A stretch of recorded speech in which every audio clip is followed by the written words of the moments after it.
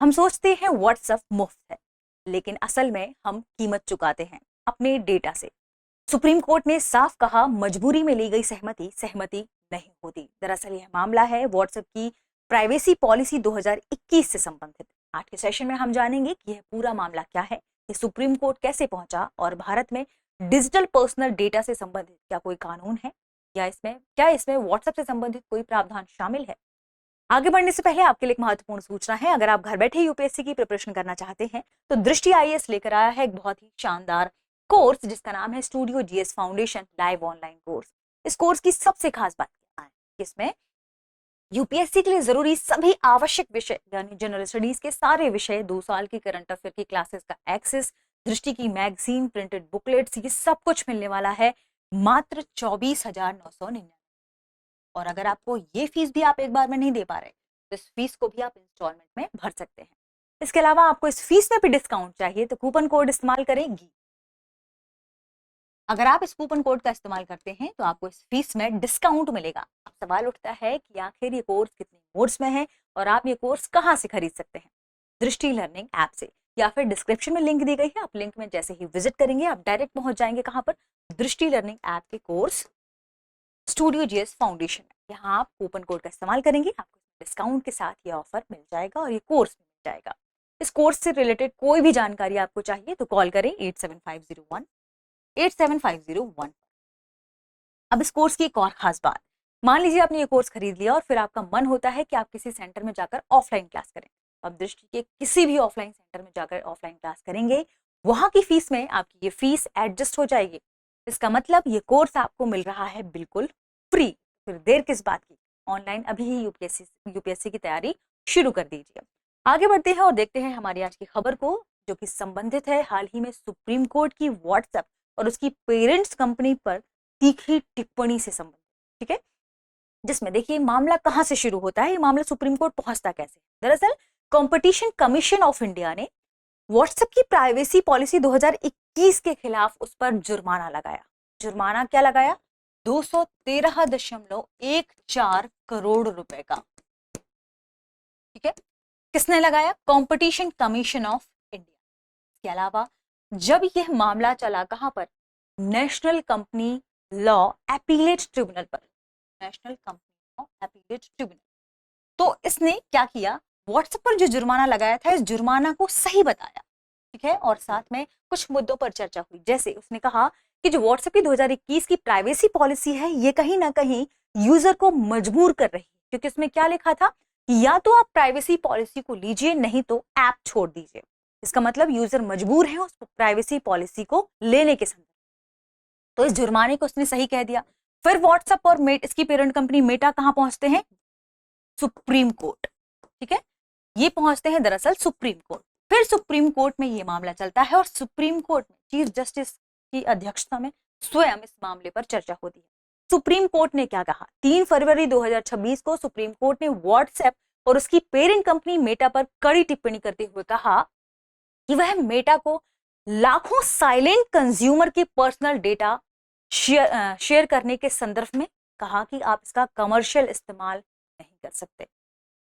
यानी आप जो लोगों के, क्योंकि वो क्या है, वो आपके साइलेंट कंज्यूमर्स हैं, आप उनकी पर्सनल डेटा का इस्तेमाल कर रहे हैं क्योंकि आप उनके पर्सनल डेटा को दूसरी कंपनियों को शेयर कर रहे हैं और विज्ञापन के जरिए आप इसका कमर्शियल इस्तेमाल कर रहे हैं, आपकी इससे कमाई हो रही है, लेकिन ये उस व्यक्ति के प्राइवेसी के अधिकार का उल्लंघन है। सुप्रीम कोर्ट ने साफ तौर पर कहा कि हम व्यक्ति के प्राइवेसी के अधिकार का उल्लंघन नहीं होने देंगे।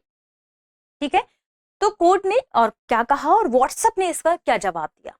कोर्ट ने कहा कि व्यक्ति से संबंधित जो डेटा है उसकी हर एक हिस्से की एक कीमत होती है और आप उस कीमत को अपने लिए, अपने विज्ञापन के लिए, अपने कमर्शियल यूज के लिए, अपनी कमाई के लिए इस्तेमाल नहीं कर पाएंगे। कोर्ट ने कुछ और भी चीजें कही, व्हाट्सएप ने क्या जवाब दिया हम ये भी देखते हैं। व्हाट्सएप ने कहा कि हमारी प्राइवेसी पॉलिसी में लिखा हुआ था ऑप्शन ऑप्ट आउट का, अगर यूजर्स चाहता तो ऑप्ट आउट कर सकता था। कोर्ट ने तुरंत तीखी टिप्पणी करते हुए कहा ऑप्ट आउट, ये क्या ऑप्शन है ऑप्ट आउट, ऐसे तो हम भी कहें कि आप भी ऑप्ट आउट हो जाएं। तो कई सारी ऐसी बहसबाजियां वहां चली हैं। कोर्ट की बात करते हैं। कोर्ट ने कहा कि जो व्यक्ति की प्राइवेसी है दरअसल वो बहुत इंपॉर्टेंट है हमारे लिए। उन्होंने कहा कि आप सम्मानजनक तरीके से चोरी कर रहे हैं। मुख्य न्यायाधीश सूर्यकांत ने कहा कि यूजर्स के डेटा को इस तरह लेना कि आप या तो चूज करिए या तो आप छोड़ दीजिए, ये क्या है, ये सम्मानजनक तरीके से चोरी करने जैसा है। उन्होंने कहा कि अब तक कंपनियां लाखों करोड़ों बाइट्स का निजी डेटा चुरा चुकी होंगी, ले चुकी होंगी। एग्जाम्पल भी दिया उन्होंने, एग्जाम्पल दिया कि अगर आप व्हाट्सएप के जरिए किसी व्यक्ति से कंसल्ट कर रहे हैं, किसी डॉक्टर से कंसल्ट कर रहे हैं अपने स्वास्थ्य को लेकर, थोड़ी देर बाद आपके मोबाइल पर स्वास्थ्य रिलेटेड विज्ञापन पॉपअप आने लगते हैं। इसका मतलब आप उस व्यक्ति की प्राइवेसी है उसका उल्लंघन कर रहे हैं। व्हाट्सएप ने भी कुछ जवाब दिए। उसने कहा कि व्हाट्सएप की जो चैट्स है, व्हाट्सएप जो है वो एंड टू एंड इंक्रिप्टेड है। हम यहाँ पर उसकी जो उससे रिलेटेड जो भी उसकी व्यवहारिक एक्टिविटीज है उसे ट्रैक नहीं कर रहे। लेकिन जब विज्ञापन से संबंधित कोर्ट ने ये एग्जाम्पल दिया तो फिर उनके पास कोई जवाब नहीं था। उन्होंने कहा कि यूजर की सहमति इसमें ली जाती है, हम ऑप्ट आउट का ऑप्शन भी देते हैं, एंड टू एंड डिस्क्रिप्शन भी है, लेकिन कोर्ट इससे बिल्कुल भी संतुष्ट नहीं हुआ। भारत में से जुड़ा हुआ कौन सा कानून है, हम इसके बारे में भी चर्चा करते हैं। ये कानून है डिजिटल प्रोटेक्शन माफ कीजिएगा digital personal data protection act 2023। Court ने कुछ बातें यहाँ पर संदर्भित करते हुए कहा कि जो हम बात कर रहे हैं पर्सनल डेटा की प्राइवेसी की प्रोटेक्शन की, उसमें जब एक्ट की बात करते हैं तो इस एक्ट में दरअसल प्राइवेसी के बारे में चर्चा हुई है, डेटा के प्राइवेसी के बारे में चर्चा हुई है, लेकिन उस डेटा का वैल्यू कितनी है इसके बारे में चर्चा नहीं हुई है। ये क्या है, ये भारत का एक व्यापक कानूनी ढांचा है जो डिजिटल पर्सनल डेटा प्राइवेसी पर ज्यादा जोर देता है। इसने डेटा के वैल्यू को शेयर करने के बारे में कुछ भी नहीं कहा है कि अगर आप किसी व्यक्ति के डेटा को शेयर करते हैं तो उसकी वैल्यू कितनी होगी, इसके बारे में इसमें चर्चा नहीं है। डीपीडीपी एक्ट सिर्फ प्राइवेसी की बात करता है। सुप्रीम कोर्ट ने क्या कहा, सुप्रीम कोर्ट ने कहा कि हम डेटा के रेंट शेयरिंग की जांच करना चाहेंगे कि आपने जो शेयर किया है उससे आपने कितनी कमाई की है, ठीक है। और उन्होंने ये कहा कि आप लोगों की जो प्राइवेसी से संबंधित मामला है उससे या प्राइवेसी के जो अधिकार है उसका उल्लंघन नहीं कर सकते। कमेंट में बताइए कि प्राइवेसी से संबंधित जो अधिकार है वो किस अनुच्छेद में आता है संविधान के। आगे बढ़ते हैं, उसने ये भी कहा कि आप जो भी लोगों के व्यावहारिक रुझान है, उनकी जो हरकतें हैं, उनकी जो प्रवृत्तियां हैं, उनका इस्तेमाल अपने पैसे कमाने के लिए कर रहे हैं, हो सकता है कर सकते हैं, ये कहा अगर नहीं कर रहे होंगे तो कर सकते हैं, इसलिए लोगों की प्राइवेसी को ध्यान में रखिए, ठीक है। व्हाट्सएप की पेरेंट कंपनी इसका इस्तेमाल ऑनलाइन विज्ञापन के लिए कर सकती है। उन्होंने ये भी कहा कि इस प्लेटफॉर्म पर ज्यादा गहन और इनोवेटिव निगरानी रखने की जरूरत है। इसके अलावा कोर्ट की तरफ से यह भी चर्चा हुई है कि जो व्यक्ति है वह अब केवल कस्टमर नहीं है जबकि वह प्रोडक्ट भी बन चुका है। क्यों? क्योंकि कंपनियां उस प्रोडक्ट का इस्तेमाल करके उस व्यक्ति की जो भी हाव भाव हैं, उनके तरीके हैं, उनका व्यवहार है, उनकी पसंद है, उनकी आदतें हैं, इनका उपयोग करके विज्ञापन के जरिए कमाई भी कर सकती है। इसलिए अब ये क्या है, प्रोडक्ट उत्पाद के रूप में भी व्यक्ति को देखा जा सकता है। यहाँ पर कोर्ट ने ईयू के या आप कह सकते हैं यूरोपियन यूनियन के एक डेटा से संबंधित या प्राइवेसी से संबंधित कानून का भी उल्लेख किया और कहा कि ईयू में एक डिजिटल सर्विसेज एक्ट है जो प्राइवेसी के साथ साथ डेटा वैल्यू और उसके दुरुपयोग पर भी चर्चा करता है। दुरुपयोग के बारे में भी उसमें नियम बनाए गए हैं। भारत में भी ऐसे नियम को इंट्रोड्यूस करने की जरूरत है। कुछ ऐसे भी देश हैं जहां पर डेटा शेयर पर टैक्स लगाया जाता है, कुछ ऐसे भी देश हैं जहां पर डेटा शेयर पर भारी जुर्माना भी आरोपित किया जाता है। तो भारत इसके संदर्भ में जल्दी ही कुछ निर्णय लेने वाली है। सुप्रीम कोर्ट ने तीखी टिप्पणियां करते हुए व्हाट्सएप से जवाब तलब किया है और कहा है कि आपकी कंपनी, आपकी पेरेंट कंपनी, जो भी संबंधित मैनेजर है वो हमें लिख दे कि आप डेटा का यूज अपने लिए, अपनी कमाई के लिए, अपने विज्ञापन के लिए नहीं कर रहे हैं और नहीं करेंगे, ठीक है। निष्कर्ष के रूप में आप क्या कह सकते हैं कि यूजर की मजबूरी को सहमति नहीं कहा जा सकता, ये सुप्रीम कोर्ट ने ही कहा है। निजी डेटा का आर्थिक शोषण गंभीर मुद्दा है, ये भी सुप्रीम कोर्ट ने कहा है, इस पर ध्यान देने की जरूरत है।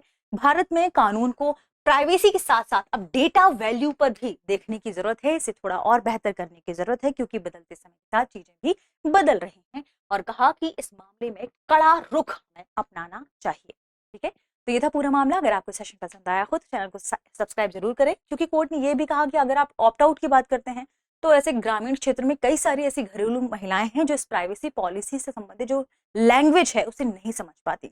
ग्रामीण पृष्ठभूमि रेडी लगाने वाले लोग इस प्राइवेसी पॉलिसी को नहीं पढ़ पाएंगे, नहीं समझ पाएंगे। ऐसे में आपको इसे साफ, सीधा और सही बनाने की जरूरत है। मजबूरी में आप व्यक्ति को अपने ऐप को चलाने के लिए कह सकते हैं प्रतिबद्ध नहीं कर सकते हैं। प्रश्न देखते हैं, प्रश्न क्या है? प्रश्न है सुप्रीम कोर्ट ने व्हाट्सएप मेटा मामले में किस अधिकार के उल्लंघन पर सबसे ज्यादा जोर दिया है? ऑप्शन ए अभिव्यक्ति की स्वतंत्रता, ऑप्शन बी सूचना का अधिकार, ऑप्शन सी निजता का अधिकार, ऑप्शन डी संपत्ति का अधिकार। इस प्रश्न का सही जवाब कमेंट सेक्शन में देना ना भूलें। मिलते हैं अगली वीडियो में।